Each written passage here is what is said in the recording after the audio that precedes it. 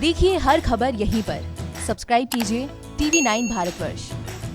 शारदा साहब, ये इसमें क्या मुमकिन हुआ हो सकता है? क्या ये मिक्सचर है इन दोनों बातों का? एक जो बताया जा रहा है कि ये स्किड कर गया, दूसरा जो बताया जा रहा है ओवरशूट कर गया। क्या इसने टचडाउन को ओवरशूट भी किया, साथ में फिसल भी गया, या ओवरशूट ही हादसे की वजह है? जी जी, नहीं, मुझे लग रहा है तीन चीज़ें इसमें इकट्ठे आ गई। पहली बात तो अल्टीमेटली जो फाइनल अप्रोच लिया इन्होंने, जिसमें लैंडिंग किया, उसमें हवा पीछे की तरफ से आ रही थी। नॉर्मली हम लोग अगेंस्ट द विंड के लिए बात करते हैं, अगेंस्ट द विंड लैंडिंग होनी चाहिए, पर अगेंस्ट द विंड लैंडिंग करने का काम हो नहीं पाया। तो जो फाइनल लैंडिंग हुई उसमें लैंडिंग पीछे से हवा धक्का मार रही थी, तो जो प्रेशर था विंड का वो बजाय इस्तेमाल होने के वो उसने उल्टा साथ दिया, नंबर एक।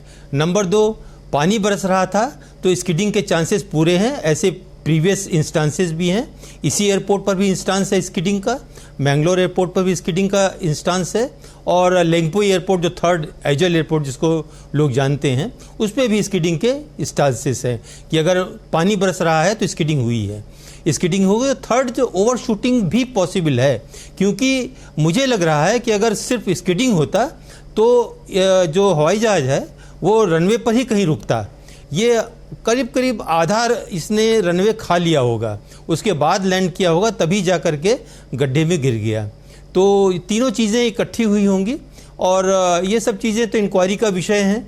पर मैंगलोर एयरपोर्ट के बारे में रिपोर्ट्स अवेलेबल हैं, मैंने पढ़ा भी है वो रिपोर्ट।